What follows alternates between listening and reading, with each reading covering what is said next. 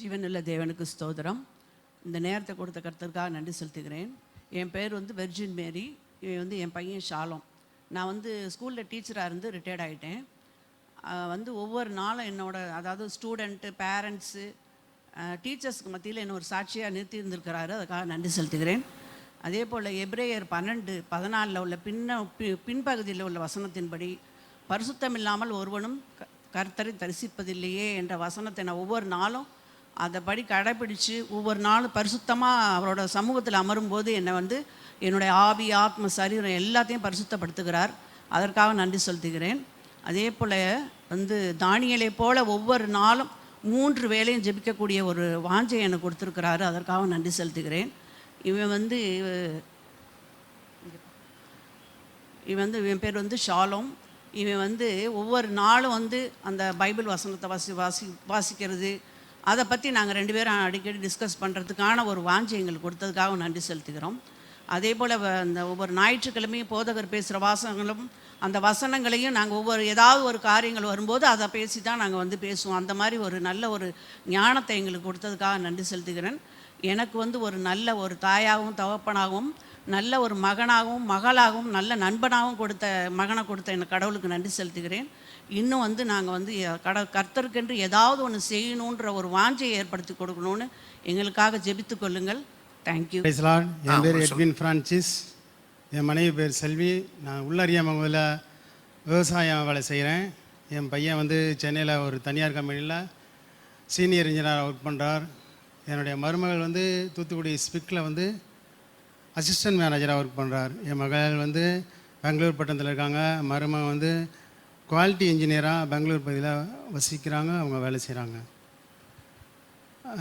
இவன் எங்கே பிழைக்க போகிறான்னு சொன்ன மத்தியில் அடுத்த ஜெனரேஷனை காணும்படியாக கடந்த அக்டோபர் 14 என்னுடைய பேத்தி ஜெசிலினுடைய கரங்களை ஏந்தபடியான கிருபை அள்ளி செய்தார்.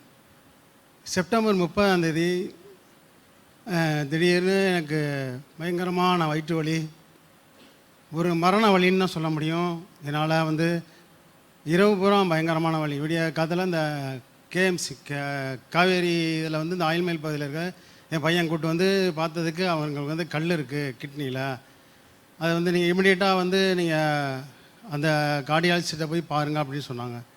என் பையன் கூட்டிகிட்டு போய் பார்த்ததில் இவருக்கு கிட்னிக்கு வெளியில் கல் இருக்குது, அந்த யூரின் பையில் இருக்கிறதுனால இமிடியேட்டாக ஆப்ரேஷன் பண்ணணும், நீங்கள் இமிடியேட்டாக சேர்க்கலைன்னா இவருக்கு பயங்கர உபாதைகள் ஏற்படும் அப்படின்னு சொல்லவும் என் பையன் உடனே அன்றைக்கி நைட்டே திங்கக்கிழமை நைட்டே சேர்க்கணுன்ட்டு பிடிவாதமாக இருந்தார்.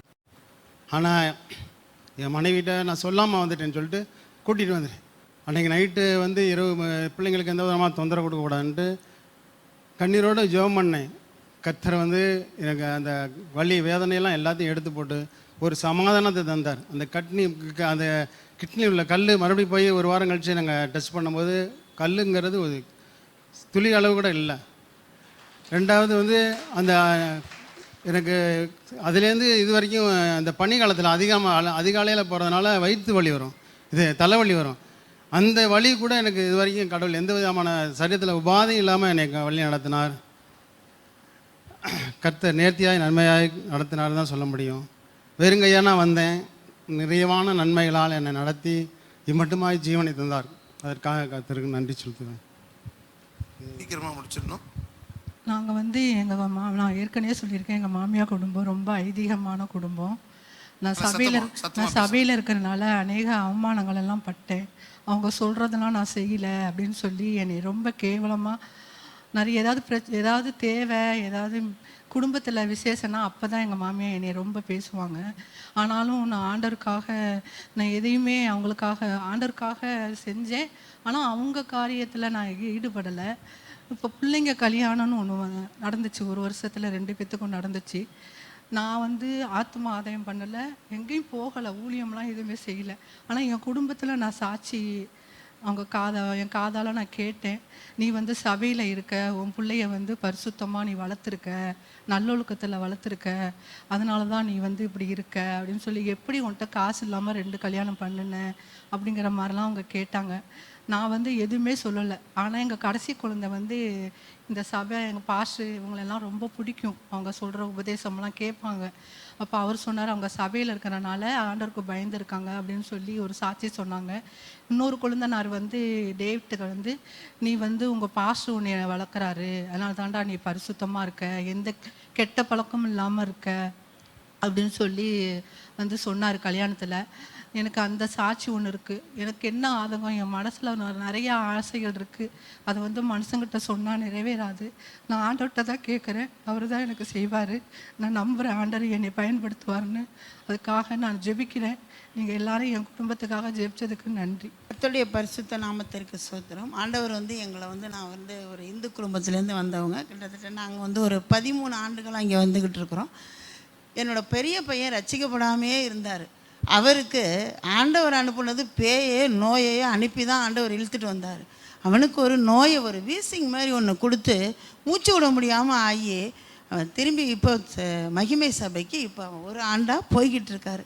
அவருக்கு திருமணத்துக்காக ஜெபிக்கணும். எனக்கு வேறு ஒன்றும் இல்லை, ஆண்டவருக்காக நிறைய நான் கொடுக்கணும்னு நினைக்கிறேன். ஆண்டவர் நிறைய எனக்கு போன ஆண்டவரை இந்த ஆண்டுகள் நிறைய கொடுத்துருக்காரு. நிறைய வெளியில் நான் செய்து இருக்கிறேன். கர்த்தர் வந்து எங்களை வந்து கொஞ்சம் கொஞ்சமாக உயர்த்தி கொண்டு வந்தார். ஒரேடியாக உரைத்தலை, கொஞ்சம் கொஞ்சமாக கொண்டு வந்தார். நான் ஒரு சின்ன படிப்பு தான், அதுக்கு தகுந்த மாதிரி எனக்கு ஒரு வேலையை கொடுத்துருக்கிறார். நான் வேலை பார்க்குற இடத்துலையும் நான் சாட்சியாக தான் இருப்பேன். எல்லோரும் சொல்லுவாங்க, இந்து குடும்பத்தில் இருந்த இப்போ இப்படி வரியேன். ஆண்டவர் என்னையே அழைச்சார், அவ்வளோதான். அவருக்கு எப்படி அழைக்கணும்னா, ஆண்டவர் வந்து ஒரு ஏதோ ஒரு விதத்தில் என்னையை கொண்டு வந்தார். அதன்படி இதுவரையும் நடத்தினவர், இனிமேலும் நடத்துவார். என்ன 60 வயசில் ரிட்டையர்ட் பண்ணினா 4 வருஷம் ரிட்டையர்டு எனக்கு. இருந்தாலும் இன்னும் நான் தேவனுக்காக நிறைய கொடுக்கணும்னு தான் நினைக்கிறேன்னு தவிர எனக்கு அந்த ஒரு சிக்கனன்றதே வரமாட்டேது. எங்கள் வீட்டுக்காரர் கொஞ்சம் சிக்கனமாக இருப்பார், நான் கொஞ்சம் இறக்கிற ஆள் தான்.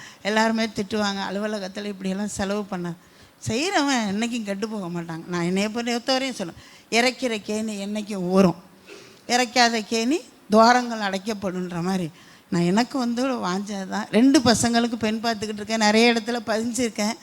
சீக்கிரமாக பிள்ளைகளுக்கு 2 பேர்த்துக்கும் திருமணம் நடக்கணும், அதுதான் என்னோடய ஆசையை. அவங்களையும் கொண்டு வந்து இந்த இடத்துல சபையில் நான் ஒரு சாட்சியாக என் பெரிய பையனையும் சின்ன பையன் இப்போ சரியாக வரமாட்டேங்கிறாரு. அது ஒரு வருத்தம். இருந்தாலும் ஒரு கிறிஸ்துவுக்குள்ளே வளர்ந்த ஒரு பெண்ணை கட்டிட்டா இழுத்துட்டு வந்துடுவாங்க. இங்கே அவங்க சொல்கிறத இங்கே கேட்டு தான் ஆகணும். நான் சொல்கிறத கேட்குறாங்களோ இல்லையோ, மனைவி சொன்னால் கட்டாயம் எல்லோரும் கேட்பாங்க. கர்த்தருடைய பரிசுத்த நாமத்திற்கு ஸ்தோத்திரம். அதேமாதிரி எங்கள் வீட்டுக்காருக்கும் நாங்கள் கொஞ்சம் கொஞ்சமாக தான் அவர் வியாபாரம் பார்த்தாரு. இப்போ ஆண்டவர் ஆசீர்வதிச்சிருக்கார், அது போதும் எங்களுக்கு. கர்த்தருடைய பரிசுத்த நாமத்திற்கு ஸ்தோத்திரம். அப்பா, இந்த வருடத்திலே கூட என் பேர் ஸ்டானிஸ்லாஸ். நான் ரயில்வேலேருந்து ரிட்டையர்ட் வாங்கிட்டேன்.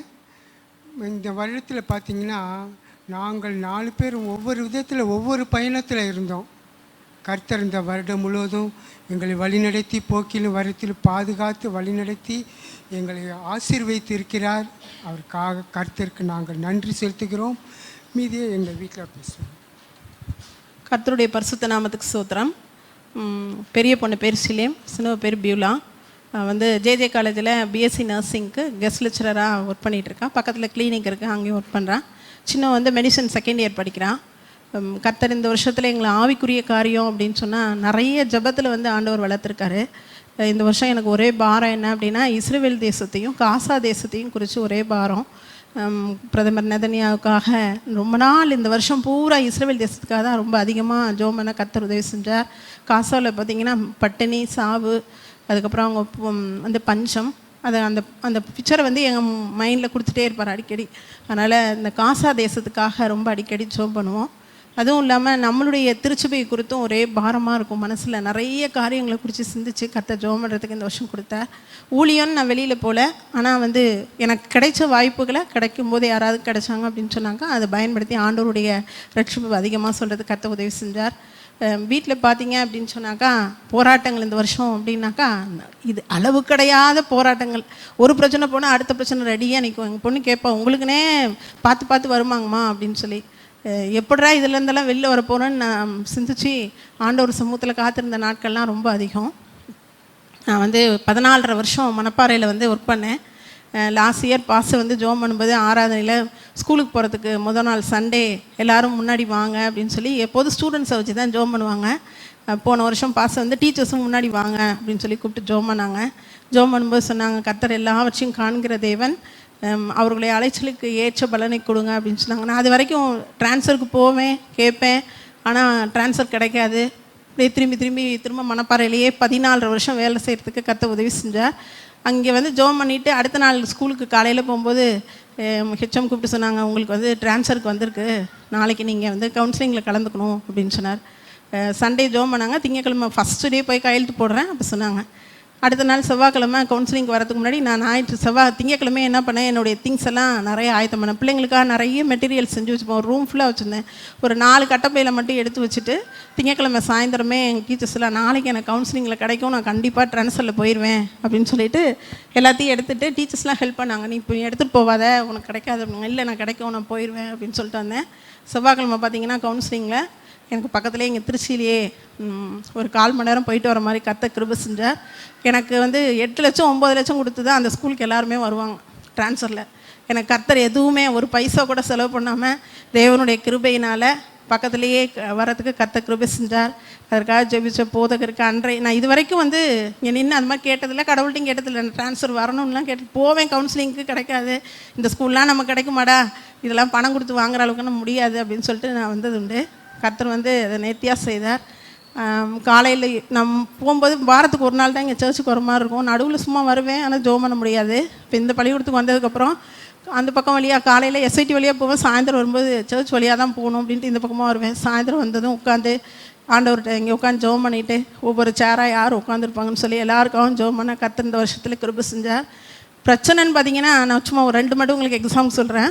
கிளாஸில் வந்து ஒரு பொண்ணு ஜெண்டர் வந்து சேஞ்ச் ஆகிட்டா இருந்தா, அவளுடைய ஆக்டிவிட்டி பார்த்தீங்க அப்படின்னு சொன்னாக்கா ரொம்ப அதிகமாக இருக்கும். அதாவது ஒரு பாய்க்குரிய அந்த ஆக்டிவிட்டியோட பிள்ளைங்கள்ட்ட வந்து பிஹேவ் பண்ணுவாள். இப்போ பேரண்ட்ஸ் கூப்பிட்டு சொன்னால் நம்ப மாட்டாங்க, நம்ம சொல்கிறத ஏற்றுக்கொள்ளக்கூடிய சூழ்நிலையிலும் இல்லை. அவளுடைய பார்த்தீங்கன்னா அவளுக்கு யாரை பிடிக்குதோ அந்த பிள்ளைங்களை மட்டும் ரொம்ப டார்ச்சர். நான் இதை குறித்து ரொம்ப வீட்டில் ஜோம் பண்ணிகிட்டே இருந்தேன். பிள்ளைங்கிட்ட மட்டும் என் பொண்ணுகிட்ட சொல்லிகிட்டே இருந்தேன், இதுக்கு பெரிய டார்ச்சராக இருக்குது, கிளாஸுக்கு போனால் என்ன பண்ணுறதுனே எனக்கு தெரியல அப்படின்னு. ஒரு சில காலகட்டத்தில் அவளுடைய டார்ச்சர் வந்து ரொம்ப அதிகமாகிடுச்சு. நான் உடனே ஹெச்எம் வேறு இல்லை, இன்சார்ஜில் இருந்தனால அவங்க எனக்கு அதெல்லாம் பார்க்க முடியாதுமா, நீங்களே பார்த்துங்க, ஏதாவது செஞ்சுக்குங்க அப்படின்னாங்க. பேரண்ட்ஸ் வந்து ஒருத்தர் 2 பேர் ஃபோன் பண்ணி சொல்லுவாங்க.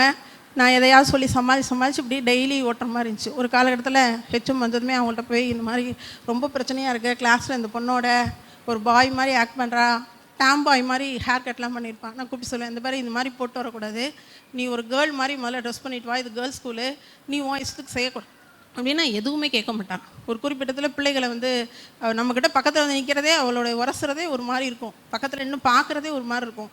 நான் சொல்லுவேன், அவங்க பேரண்ட்டை கூப்பிட்டு சொன்னதை கேட்டுக்கவே மாட்டேன்ட்டாங்க. அப்புறம் ஹெச்எம் வந்து சொன்னதும் அவங்க என்ன பண்ணாங்க, பிடிஏ தலைவர்களெல்லாம் வரவழைச்சி அவங்க பேரண்ட்டை சொன்னதுக்கு, நீங்கள் வந்து எல்லா டீச்சர்ஸையும் கூப்பிடுங்க, அவங்களாம் என்ன சொல்கிறாங்கன்னு பார்ப்போம், அதுக்கப்புறம் நம்ம பதில் சொல்லுவோம் அப்படின்னாங்க. மற்றவங்களாம் சொன்னால் அந்த பொண்ணு அது மாதிரி இல்லையே, எங்களுக்கு பார்த்தா அப்படி தெரியலையே, இவங்க மட்டும்தான் இப்படி சொல்கிறாங்க அப்படின்னு சொன்னாங்க. ஒரு வெள்ளிக்கிழமை மணிக்கு ரொம்ப பிரச்சனை. அவர் வந்து நீங்கள் வெளியில் வண்டியில் போகல, உன்னை பார்த்துக்கணும், வெளியே என் பொண்ணையா இப்படி சொல்கிற அப்படின்னு சொல்லிட்டு ரொம்ப டார்ச்சர் பண்ணி பெரிய சவுண்டு. நான் மீடியா வரைக்கும் கொண்டு போவேன்.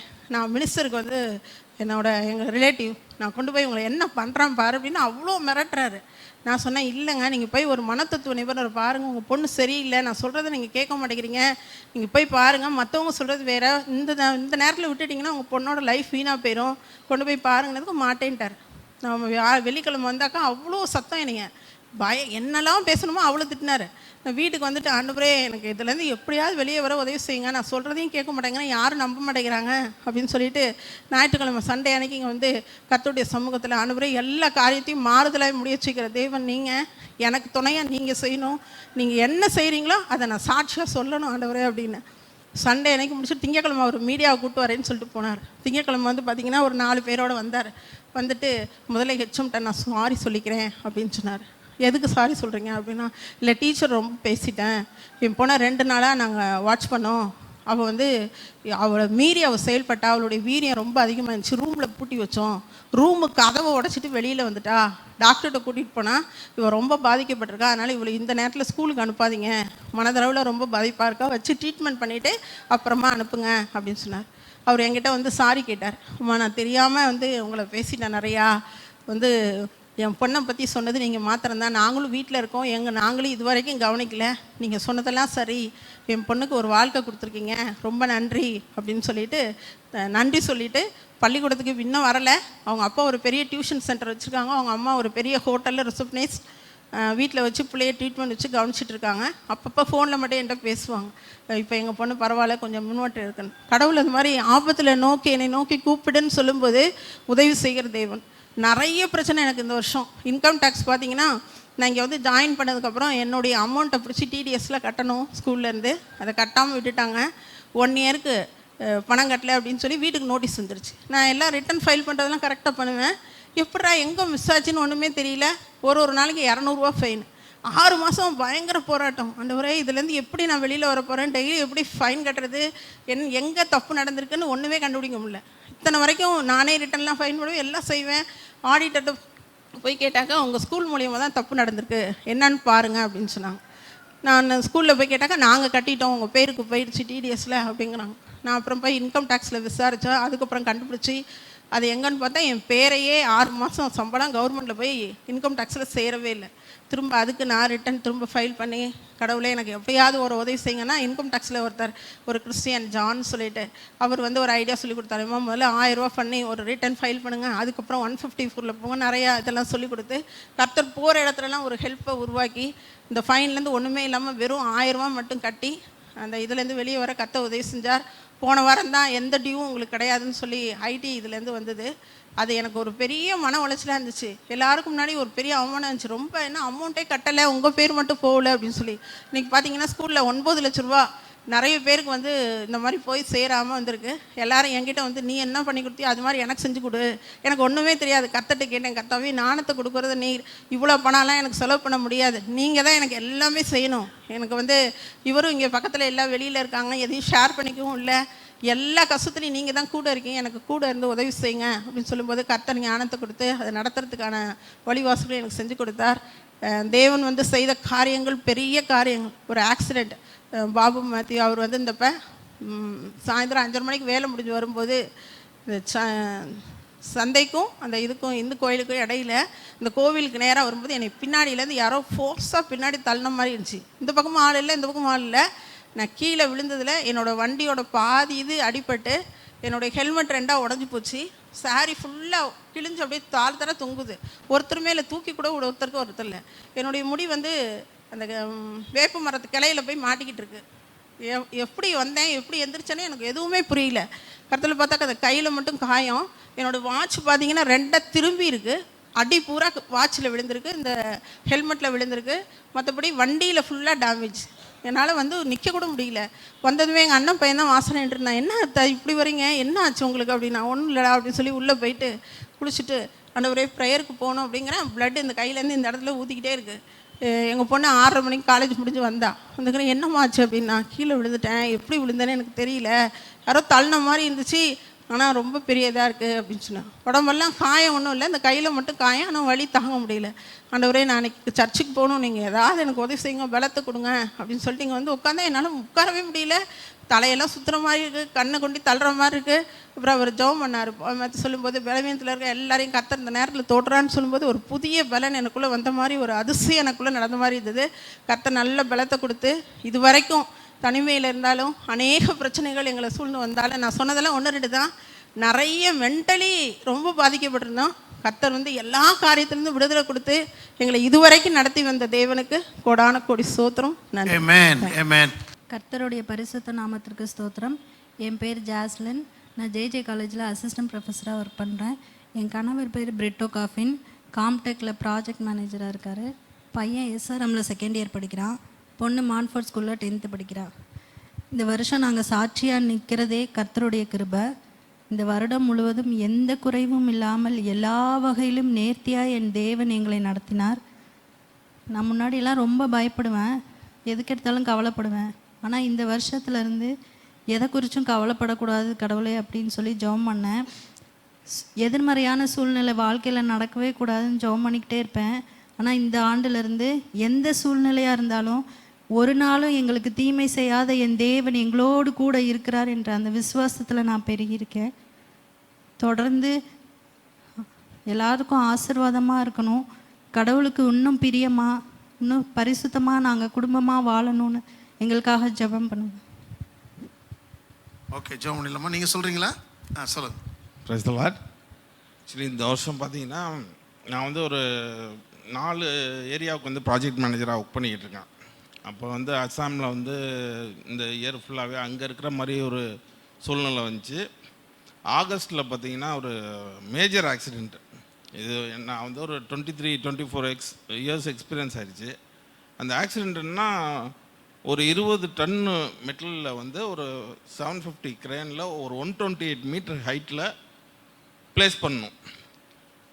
ஃபஸ்ட்டு ப்ளேஸ் பண்ணுறதுக்கு லிஃப்ட் பண்ணிட்டாங்க. நான் வந்து ஆஃபீஸில் இருக்கேன், ஜன்னலில் ஓப்பன் பண்ணி பார்க்குறேன், ஏன் லிஃப்ட் பண்ணிட்டு திருப்பி இறக்கிட்டாங்கன்ட்டு பக்கத்தில் போயிட்டேன். எதுக்கு தூக்கிட்டு திருப்பி இறக்கினா விண்டு ஃபோர்ஸ் ஜாஸ்தியாக இருக்குது, அதனால் கீழே இறக்கிட்டோம் அப்படின்னாங்க. சரி, இனிமேட்டு தூக்க வேணாம், ஃபஸ்ட்டு ஒரு மாதிரி டிஸ்டர்பன்ஸாக இருக்குது அப்படின்னு சொல்லிட்டு திருப்பி நான் போயிட்டு டீ சாப்பிட்லான்னு சொல்லிட்டு என்னோடய சீட்டில் உட்காந்துட்டு டீ ஆர்டர் பண்ணிட்டு டீ குடிக்கிட்டு திருப்பி டோரை இது பண்ணுறேன். திருப்பி லிஃப்ட் பண்ணிட்டாங்க. எதனால் போய் இப்படி லிஃப்ட் பண்ணிங்கன்னா கிளைண்ட்டு ப்ரெஷரு, அதனால் லிஃப்ட் பண்ணிட்டோம் அப்படின்ட்டாங்க. எனக்கு ஒரு மாதிரி இதாகி பக்கத்துலேயே நிற்கிறேன், க்ரெயின் பக்கத்துலேயே. சரி லிஃப்ட் பண்ணுங்க பார்த்துக்குவோம் அப்படின்ட்டு 80 ஃபீட்டு போயிடுச்சு. 20 மெட்ரிக் டன்னு ஜாப் அது. எனக்கு என்னமோ டவுட்டாக இருக்கே அப்படின்னு சொல்லிட்டு, எப்போதுமே அந்த க்ரெயின் வந்து டைரெக்டாக அந்த எங்கே தூக்குறோமோ அந்த பொசிஷனில் நிற்கணும். இது தள்ளி நிற்கிது. இது என்ன இங்கே நீங்கள் பாட்டிட்டு எப்படி தூக்கி இதை கொண்டு போக போகிறீங்கன்னா, இல்லை மூவ் பண்ணிக்கலாம் அப்படின்னு சொல்லிட்டு ஒரு ஜேசிபியை பக்கத்தில் வச்சு அந்த க்ரெயினை பொசிஷன் பண்ணுறதுக்கு மூவ் பண்ணுறாங்க. எப்போதுமே சர்ஃபேஸ் பிளெயின் சர்ஃபேஸில் தான் அதை மூவ் பண்ணோம். ஆனால் அது வந்து ஒரு கரடு முரடாக இருக்க சர்ஃபேஸு. மலையில் தான் அந்த சைட்டு, ஆக்சுவலி ஊட்டி மாதிரி ஒரு ஹில் ஸ்டேஷனில் தான் அந்த சைட்டு. சரி என்னமோ நடக்க போகுதுன்னு எனக்கு தெரிஞ்சிருச்சு. ஆனால் நம்ம ஒரு ப்ராஜெக்ட் மேனேஜராக இந்த இடத்துல நின்று இதை வந்து ஒரு சவாலாக பண்ணணும், இல்லைன்னா ப்ராப்ளம் ஆயிரும் அப்படின்னு சொல்லிட்டு சரி மூவ் பண்ணுங்க பார்த்துக்கோன்ட்டு மனசுக்குள்ளே மட்டும் எனக்கு ஒரே போராட்டம், இது ஏதோ நடக்க போகுது அப்படின்னு. அந்த க்ரெயின் ஆப்ரேட்டர் அது 80 ஃபீட்டில் கொண்டு போய் நிப்பாட்டிட்டு அந்த க்ரெயின் ஆப்ரேட்டர் என்ன பண்ணுறாரு, கீழே வந்து இறங்கி நிற்கிறாரு. என்னன்னு பார்த்தா இல்லை சர்ஃபேஸ் கரெக்டாக இருக்கான்னு பார்க்குறேன், நம்ம இது தப்பு பண்ணுறீங்க அப்படின்னு சொல்லி ஒரு 2 மினிட்ஸில் 2 சவுண்டு தான் கேட்டுச்சு, பட்டு பட்டுன்னு. அந்த ஜாப் வந்து ஸ்விங் ஆகி விழுந்துருச்சு. நான் எப்படி அந்த இடத்த விட்டு எஸ்கேப் ஆனேன்னு எனக்கு தெரில. ஒரு 3500 பேர் வேலை பார்க்குற இடம். நைட்டு 8 o'clock அந்த பனி மூட்டத்தில் எத்தனை பேர் இறந்துட்டாங்கன்றதே எனக்கு தெரியல. நான் தான் அதோட இன்சார்ஜ். ஆம்புலன்ஸ் வந்துருச்சு, மீடியா வந்துருச்சு. நான் எல்லோரும் என்னை வந்து ஓடிடுங்க இந்த இடத்த விட்டு அப்படின்னாங்க. இல்லை கடவுள் நம்ம கூட இருக்கார், நம்ம ஓடிடக்கூடாது, நம்மளை நம்பி இவ்வளோ பேர் வேலை பார்க்குறாங்க அப்படின்ட்டு அந்த இடத்துல நின்றேன். ஆம்புலன்ஸில் நான் வந்து எல்லாத்தையும் கூப்பிட்டுட்டு போகிறேன். அங்கேருந்து ஒரு 45 கிலோமீட்டர்ஸ் தாண்டி தான் ஹாஸ்பிட்டலு. கூப்பிட்டுட்டு போயும் எல்லாத்தையும் அட்மிட் பண்ணுறேன். ஆனால் எவ்வளோ பேர் இறந்தாங்கன்னு தெரிலையே, நம்ம தூக்கிட்டு வந்தது 4 பேர் தானே அப்படின்னு சொல்லிட்டு என்னோடய கேம்ப் ஹவுஸ்னு வச்சுருப்போம். எல்லோரும் அங்கே தங்குறவங்கள வந்து அக்கௌண்டபிலிட்டி பண்ணுறதுக்கு எல்லா ஒர்க்கர்ஸையும் கூப்பிட்டு நீங்கள் கவுண்ட் பண்ணுங்கள் எவ்வளோ பேர் இறந்தாங்கன்னு. இந்த இருட்டில் ஒன்றும் தெரிய முடியும். கவுண்ட் பண்ணிட்டு அவர்கிட்ட சொன்னார், இந்த 4 பேர்த்தை தவிர்த்து பாக்கி அவ்வளோ ஒர்க்கர்ஸும் வந்துட்டாங்க, நம்ம வந்து தப்பிச்சிட்டோம் அப்படின்னு. சரின்னு சொல்லிட்டு நைட்டு இவரை வச்சு ஒரே ஒருத்தருக்கு ஹெட் இன்ஜுரி, ஒருத்தருக்கு வந்து லெக் ஃப்ராக்சரு, பாக்கி 2 பேர்த்துக்கு வந்து மைனர் தான். லெக் ஃப்ராக்சர் ஆனவருக்கு ப்ளீடிங் ஆகிட்டு இருக்கு. அவரை டெஸ்ட் பண்ணி பார்த்ததில் அவருக்கு HIV. அவரை வந்து ட்ரீட்மெண்ட் இங்கே பார்க்க முடியாது அப்படின்ட்டாங்க. சரின்னு சொல்லி அவரையும் கொண்டு போய் வந்து இன்னொரு ஹாஸ்பிட்டல், கவர்மெண்ட் ஹாஸ்பிட்டலில் அட்மிட் பண்ணிட்டு இவரை வச்சு பார்த்தோம். காலையில் எல்லா ப்ரெஸ்ஸு வந்துட்டாங்கன்னா எல்லாம் பண்ணாங்க. ஆனால் ஒருத்தர் கூட இறக்கலை. கடவுள் வந்து என்னை அப்படி தான், போலீஸ் வந்துருச்சு, எஸ்பி ஆஃபீஸ்லேருந்து ஃபோனு, எல்லாருமே நினச்சது என்னன்னா என்னை ஓடி போயிடுவாங்க, பிரிட்டன் வந்து எஸ்கேப் ஆயிடுவார், நம்ம தான் இந்த வந்து டீல் பண்ண. ஆனால் ஆச்சரியமாக நடத்தினார் கடவுள். நான் அதை வந்து சாட்சியாக சொல்லணும்னு நினப்பேன். ஆனால் எனக்கு அதுக்கு உண்டான டைம் கிடைக்கல. இன்றைக்கி அதுக்கு உண்டான டைம் கிடைச்சி. தேங்க்ஸ். ஆண்டவருடைய பரிசுத்த நாமத்துக்கு ஸ்தோத்திரம் உண்டாவதாக. என் பேர் சந்திரா, நான் திருவரம்பூர்லேருந்து வரேன். திருவரம்பூர்லேருந்து நான் வரேன். என் கணவர் இல்லை, என் கணவர் இறந்து 30 வருஷம் ஆகுது. பிள்ளைங்க 3 பிள்ளைங்க, ஒரு பொண்ணு 2 பையன். பொண்ணுக்கு 2 பேரனுங்க இருக்காங்க, பையனுக்கு 2 பேரன் இருந்தாங்க. 3வது 5 மாதம் வயிற்றில் குழந்தையா இருக்கக்குள்ளே பையன் டிரைவராக இருந்தான். டிரைவருக்கு போயிருக்கக்குள்ளே இறந்துட்டான். இறந்துட்டான். அப்புறம் 3 பிள்ளைங்க தாய் வச்சு பார்த்துக்கிட்டு இருந்தேன். 3 வருஷம் கழித்து அவங்க அம்மா வீட்டோட போகிறேன்ட்டு போயிட்டாங்க, தனியாக போயிட்டாங்க. இப்போ 3வது பையன் தான் இருக்கிறான். இப்போ அவங்க அண்ணனே நினச்சி குடிக்க அடிமையாயிட்டான். குடிக்க அடிமையாகி அவன் ரொம்ப குடிச்சிட்டு இருக்கான். என்னால் மனசு ஒன்றும் சொல்ல முடியல. அவனுக்கு தான் நல்லதாக ஆண்டவர் நல்ல வழியில் கொண்டு வரணும். எனக்கு எவ்வளவோ நல்லது செஞ்சுருக்கார் ஆண்டவர். என் வீடு பள்ளத்தில் இருந்துச்சு, 2 படி வச்சு தான் கீழே இறங்கணும். அப்படி இருந்த வீடை இப்போ கடனும் வாங்கினதில்லை. நான் 28 வருஷமாக கடன் வாங்காமல் வெளியில் வேலைக்கும் போகாமல் இருந்தேன். நான் வச்சு குழு நடத்திக்கிட்டு இருக்கேன். அந்த குழு பணத்தில் எடுத்து செலவு பண்ணிக்குவேன். அப்புறம் என் பையனுக்கு கொண்டு வந்து கொடுத்தாங்கன்னா அந்த காசுலேயே சம்பளத்தில் போட்டு கடன் கட்டிடுவேன். கடனே வாங்கினதில்லை. இப்போ என்னை ஆண்டவர்கிட்ட வந்ததுக்கப்புறம் 3 வருஷம் ஆச்சு. ஆண்டவர்கிட்ட வந்து அவர் எனக்கு கடன் வாங்க வச்சு, நல்ல ஒரு மனிதர், கடன் கொடுக்குறவர். அவர் கொடுத்து இப்போ நான் வீடு கட்டியிருக்கேன். அதோட வெளியில் கைமாத்தா கொஞ்சம் பணம்லாம் கொடுத்தாங்க. அதெல்லாம் போட்டு வீட்டு வேலையை கொஞ்சம் பார்த்து, ரொம்ப பெரிய வீடாக இல்லை, சின்னதாக கொஞ்சம் வேலை பார்த்துருக்கேன். அது தரையெல்லாம் மூடி கூட வீட்டை கொஞ்சம் உயரமாக்கி ஆண்டவர் கொடுத்தாரு. எனக்கு இன்னும் நல்லா நிறைய செஞ்சுருக்காரு ஆண்டவர். நான் சொல்கிறதுக்கு சங்கடப்பட்டுட்டு தான் நான் எதுவுமே சொல்ல வரல. என் பையனை நினச்சிக்கிட்டே எதுவுமே நான் வெளியில் வந்து சொல்ல வரல. அவனை நல்லபடியாக அவனை செழிப்பாக வைக்கணும் ஆண்டவர். நன்றி, கோடானபடி நன்றி அவருக்கு. பரிசுத்த நாமத்துக்கு ஸ்தோத்திரம். என் பேர் சுஜி தேவி. நான் அந்த கணேசபுரத்துலேருந்து வரேன். பக்கத்தில் வச்சுக்க மைக்கு. கணேசபுரத்துலேருந்து வரேன். நான் வந்து என்ஐடி காலேஜில் ஹவுஸ் கீப்பிங்காக வேலை பார்க்குறேன். நான் வந்து ஒரு சூழ்நிலை தான் ஆண்டவருக்குள்ளே வந்தேன். நான் வந்து என்ன சொல்கிறேன்னா, இந்த வருஷம் நான் என்ன கற்றுக்கிட்டேன்னா, சங்கீதம் 1 வந்து கர்த்தருடைய வேதத்தில் இரவும் பகலும் தியானமாக இருக்கிற மனுஷன் பாக்கியவான். அவன் நீர்க்கால்களின் ஓரமாய் நடப்பட்டு தன் காலத்தில் தன் கனியை தந்து இலையுதிரா மரத்தை போல் இருப்பான். அவன் செய்வதெல்லாம் வாய்க்குன்னு சொன்னாங்க. வார்த்தையின்படி இந்த வருஷம் நான் என்ன கற்றுக்கிட்டேன்னா, அந்த வார்த்தையை ஒவ்வொருத்தரும் ஒவ்வொரு நிமிஷமும் கடைப்பிடிச்சி நான் கற்றுக்கொள்ள நான் கற்றுக்கிட்டேன். அந்த வார்த்தையை நான் அனுதினமும் வந்து சொல்லி சொல்லி இருதயத்தில் அந்த வார்த்தையை விசுவாசத்தை வளர்க்கவும், அந்த வார்த்தை மற்ற விசுவாசிகளுக்கு வந்து அவங்களுடைய இருதயத்தில் விசுவாசத்தை வளர்க்கவும், அறியாத ஜனங்களுக்கு அந்த வார்த்தையை இருதயத்தில் விதைக்கவும் தேவனை என்னை பயன்படுத்துகிறாரு. அதுக்காக நான் நன்றி சொல்கிறேன். எனக்கு வந்து இப்போ வந்து எந்த ஒரு பயமும் கிடையாது, எந்த ஒரு திகிலும் நடுக்கமும் கிடையாது. ஏன்னா அப்பா ஒவ்வொரு வார்த்தையும் எனக்கு கொடுத்துருக்காரு. விசுவாசி பதறான்னு சொல்லியிருக்காரு. விசுவாசிக்கிறவனால் கூடாத காரியம் கிடையாதுன்னு சொல்லியிருக்காரு. உன்னுடைய ஆபத்தில் என்னை நோக்கி கூப்பிடு, நான் உன்னை விடுவிப்பேன்னு சொல்லியிருக்கும் போது ஒவ்வொரு வார்த்தையை நான் விசுவாசிக்கிறேன். இன்றைக்கி என் குடும்பம் இந்த இடத்துல இல்லைன்னாலும் நீ ரட்சித்தா உன் குடும்பம் ரட்சிக்கப்படும் எனக்கு வாக்கு கொடுத்துருக்காரு. அந்த வார்த்தையை நான் ஒவ்வொரு நாளும் விசுவாசித்து அவர் கூட நான் நடக்கிறேன். என் முன்னாடி அவர் இருக்காருன்னு நான் விசுவாசிக்கிறேன். அப்பா நீங்கள் இருக்கிறீங்க, நீங்கள் என் கூட இருக்கிறீங்க. நான் எங்கே போகிறேன், எங்கே வர்றேன், யார் கூட பேசுகிறேன், என்ன பேசுங்கிறத வந்து நீங்கள் என்னை பயன்படுத்துறீங்க. நானாக இல்லை, நீங்கள் என் கூட இருக்கிறீங்க அப்படின்னு இந்த வருஷத்தில் அந்த வார்த்தைகளை நான் கடைப்பிடிச்சி நடக்கிறேன். அந்த ஜீவனுள்ள வார்த்தையில் உயிர் இருக்குங்கிறத நான் வந்து இந்த இடத்துல சொல்கிறேன். அதனால் தகப்பனுக்கு நான் நன்றி சொல்கிறேன். ஏன்னா நான் வந்து 5ஆவது தான் படிச்சிருக்கேன். வந்து அந்தளவுக்கு படிப்பறிவு கூடாது, மற்றவங்க மாதிரி எனக்கு பேசவும் தெரியாது. ஆனாலும் வந்து என்னுடைய தூர்குடத்தை நான் வந்து மற்றவங்கள நான் குற்றன்னு சொல்லும்போது நான் குற்றவாளியாக ஆகப்படுறேன். மற்றவங்கள வந்து நான் குறையாக நினைக்கக்கூடாதுங்கிறத நான் புரிஞ்சுக்கிட்டேன். அதே சமயம் மற்றவங்கள வந்து அவங்களுடைய இருதயம் வந்து எப்படி இருக்குன்னு தெரியல. அப்படி இருக்கும்போது அவங்களுடைய இருதயத்தை தேற்றுறதுக்கும் அவங்களுக்கு வந்து கர்த்தருடைய அன்பை சொல்கிறதுக்கும் தேவன் பயன்படுத்துகிறாரு. நான் வந்து பைத்தியமாக இருக்கும்போது இந்த பைத்தியத்தை தேவன் பயன்படுத்துறதுக்காக நான் நன்றி சொல்கிறேன். கர்த்தருக்கு ஸ்தோத்திரம். தேவனின் நாமம் மகிமைப்படுவதாக. கடந்த வருடம் எங்களுக்கு தேவன் செய்த நன்மைகள் ஏராளம். எங்களுக்கு 2 மகள்கள். பெரிய மகள் எஸ்தர் தஞ்சை மெடிக்கல் கல்லூரியில் ஸ்டாஃப் நர்ஸாக இருக்கிறார். அவர் திருமணமாகி ஒரு ஆண் குழந்தை உள்ளது. எஸ்தரின் கணவர் வெள்ளூரில் PhD செய்து கொண்டிருக்கிறார்.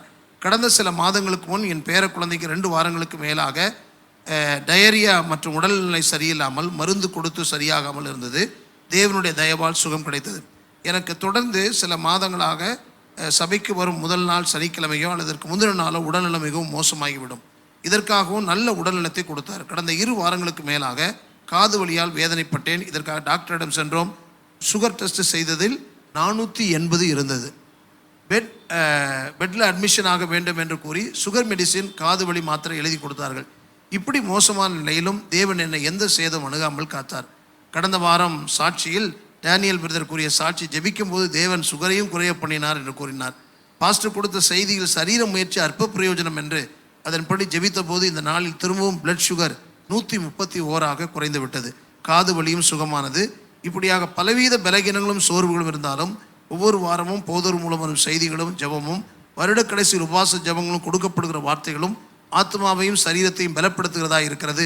எங்கள் ஆவிக்குரிய வாழ்க்கையாகவும் ஆசீர்வாதத்துக்காகவும் பிரயாசப்படுகிற ஜெபிக்கிற போதவர்களுக்காகவும் சகோதரிக்காகவும் தேவாதி தேவனுக்கு கோடி நன்றிகள் கூறுகிறேன்.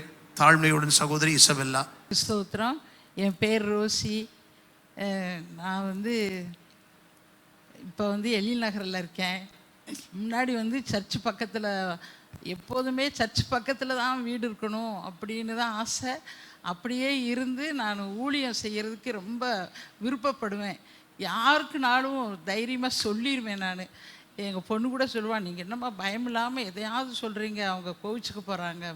இதனால் என்ன இருக்குது, இயேசு கிறிஸ்துவை பற்றி கட்டாயம் நம்ம சொல்லித்தான் ஆகணும், அதனால் என்ன வந்தாலும் தாங்கிக்கணும் அப்படின்னு சொல்லுவேன். இப்போ நாங்கள் எழில் நகரில் இருக்கிறதுனால ஒவ்வொரு வாரமும் எங்கள் பொண்ணு அவங்க வேறு சர்ச்சு, அவங்க போயிட்டு வருவாங்க.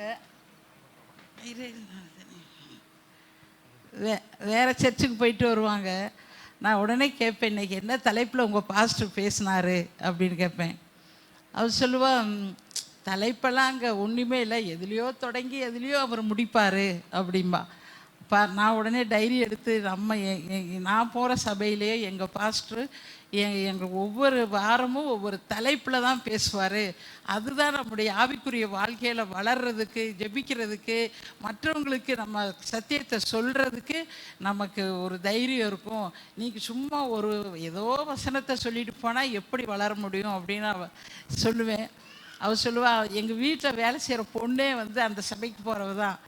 ஆமாம்மா, நீங்கள் சொல்கிறதாம்மா கரெக்டு, எங்களுக்கு ஒன்றுமே புரிய மாட்டேங்குது, சொன்னதவே சொல்லிக்கிட்டு இருக்காரும்பா. நான் அப்படி இல்லைன்னா நீங்கள் சொல்லுங்கள் அவர்கிட்ட அப்படின்னு பேசுவோம். ஆனாலும் கர்த்தர் என்னை இம்மட்டும் வழிநடத்தி வர்றது நான் எப்பொழுதும் ஜெபத்தில் இருப்பேன். அதே மாதிரி இந்த யூடியூப்பில் காலையிலேருந்து எந்த நேரமும் வர்ஷிப் நடந்துக்கிட்டு தான் இருக்கும். அதில் உட்காந்து எனக்கு வேறு வேலையெல்லாம் இல்லை, உட்காந்து நான் ஆண்டவரை ஆராதிக்கிறதும் ஜெபிக்கிறதும் தான் என்னுடைய வேலையாகவே இருக்கும். வேதத்தை அதிகமாக நான் வாசிப்பேன். வசனத்தை இதயத்தில் வச்சு அதை மனப்பாடம் பண்ணணும் அப்படின்னு சொல்லி எப்பொழுதும் அது பண்ணிகிட்ருப்பேன். எனக்கு சும்மா இப்போ அங்கே உட்காந்துருக்கனால ஆண்டவர்கிட்ட கேள்வி மாதிரி கேட்பேன்.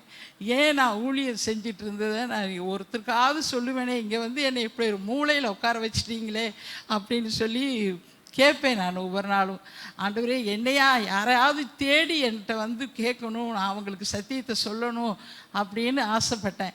ஒரு நாள் நான் வாக்கிங் போயிட்டு இருக்கும்போது ஒரு அம்மா வந்தாங்க. அங்கேருந்து, அம்மா இந்த நேரத்தில் வாக்கிங் வராதிங்க, நிறைய இங்கே பாம்பு இருக்குது, வந்துடும் அது அப்படின்னு.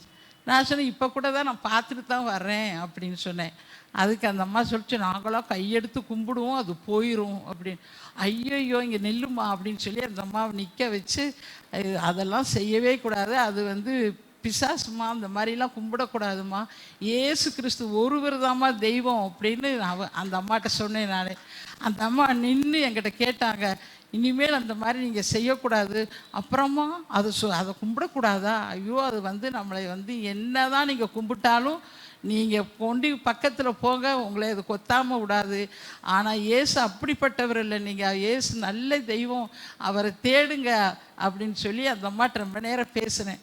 உடனே அந்த அம்மா என்னை வீடு வரைக்கும் என்னோடையே வந்துருச்சு பேசிக்கிட்டு. அந்த அம்மா வீடு எங்கே இருக்குன்னே தெரில, ஆனால் கூடவே என் கூடயே எங்கள் வீட்டில் இதாம்மா என் வீடு, உங்களுக்கு எப்போ ஜெபிக்கணுமோ, ஏதாவது உங்களுக்கு பிரச்சனைன்னா இங்கே வாங்க நம்ம பேசலாம் அப்படின்னு சொன்னேன். கட்டாயம் வரம்மா எனக்கு அப்படின்ட்டு அந்த அம்மா பேரெல்லாம் சொன்னாங்க. அந்த அம்மாவுக்காக ஜெபம் பண்ணிக்கிட்டு இருந்தேன். ஒரு வாஞ்ச, ஆண்டவரே அந்த எழில் நகர் பகுதியில் நிறைய வீடுகளை சந்திக்கணும் அப்படின்னு. ஆனால் எனக்கு இப்போ என்னென்னா, இந்த சுகர் அதிகமாக நான் கவனிக்காமல் விட்டதுனால இந்த கால் நரம்பெல்லாம் டேமேஜ் ஆயிடுச்சு அப்படின்னு சொல்கிறாங்க, டாக்டர் சொன்னார். ஆனாலும் நீங்கள் நடந்துருவீங்கம்மா, நல்லா நடப்பீங்கன்னு. எவ்வளவோ முடியாத சூழ்நிலையில் இருந்தேன். கிட்டத்தட்ட நான் ஒரு 6 தடையாவது விழுந்திருப்பேன் கீழே. நான் ரோட்டில் வாக்கிங் போயிட்டுருக்கும்போது கூட நடு ரோட்டில் விழுந்துட்டேன். என்னால் எந்திரிக்க முடியல. ஆனால் ஒரு வயசான தாத்தா என்னை தூக்கி என்னை வீட்டில் கொண்டாந்து விட்டார். ஆனாலும் ஆண்டவர் எந்த ஒரு எலும்புலையோ அல்லது எதுவே அந்த பாதிப்பு இல்லாதபடி இதுவரைக்கும் நடத்தி வந்தார். கர்த்தர் செய்த நன்மைகள் ஏராளம். அது மாதிரி எனக்கு 2 பொண்ணுக்குள்ள மருமகனுங்க எனக்கு மகள் மாதிரி தான் அவங்க 2 பேருமே. என்னை ரொம்ப ஆதரிப்பாங்க. எனக்கு தேவையான காரியங்கள் எல்லாத்தையும் அவங்க செய்கிறதுக்கு ரொம்ப உதவி செய்வாங்க. நான் கூட நினைப்பேன், சரி நமக்கு மகன் இல்லையே அப்படின்னு சொல்லி கவலைப்பட்டேன். ஆனால் மகனை காட்டிலும் மருமகனுக்கு 2 பேரும் எனக்கு செஞ்ச உதவி ரொம்ப இப்போ வரைக்கும் செஞ்சுட்டு தான் இருக்காங்க. ஆஸ்பத்திரி கூட்டிகிட்டு போகிறதா இருந்தாலும் எல்லா காரியத்திலும் எனக்கு கூட இருக்காங்க. என் தேவன் என்னை ஒரு நாள் கைவிடலை. ஏன்னா இரவும் பகலும் நான் அவரைத்தான் தேடிட்டு இருக்கேன். நான் வந்து ஒரு விதவையாக இருந்தாலும் ஆண்டவரே நீர் என்னோடு இருக்கிறீர் சாமி அப்படின்னு. ஏன்னா இந்த இது ஆலயத்துக்கு வர்றதுக்கோ போகிறதுக்கோ எங்கள் வீட்டுக்காரர் எனக்கு அவ்வளோ ஹெல்ப்பாக இருந்தார். நான் நைட்டு ஜெபத்துக்கு நாங்கள் அப்போ வருவோங்க. அந்த நடுராத்தில் அவர் அப்போ தான் வந்து படுத்திருப்பார். ஆனாலும் சீக்கிரம் வாங்க இஞ்சலப்பா சர்ச்சும் இது ப்ரேயர் முடிஞ்சிருச்சுன்னா உடனே வந்து கூட்டிகிட்டு போகிறதுக்கு போவார் வருவார். அப்படி ஒரு உதவியெல்லாம் இருந்துச்சு. ஆனால் இப்போ நான் அப்படி இருக்க முடியல. எனக்கு ஆலயத்துக்கு வர்றதுக்கு எனக்கு உதவிக்கு ஆள் இல்லையே அப்படின்னு சொல்லி தான் நான் ரொம்ப வேதனைப்படுவேன். ஆனாலும் கர்த்தர் என்னைய வாரம் ஞாயிற்றுக்கிழமை ஆராதனைக்கு நான் வந்து சேர்ந்துடணும் ஆண்டவரே, நான் அதை மிஸ் பண்ணக்கூடாது அப்படின்னு சொல்லி வந்துட்டுருக்கேன். அப்படி வராத நாட்களில் கூட நான் யூடியூப்பில் அழகாக பக்கத்தில் பார்க்குற மாதிரி ஆராதனை நான் பார்ப்பேன். அந்த கர்த்தர் அப்படி ஒரு சலுகை எனக்கு செஞ்சு கொடுத்துருக்காரு.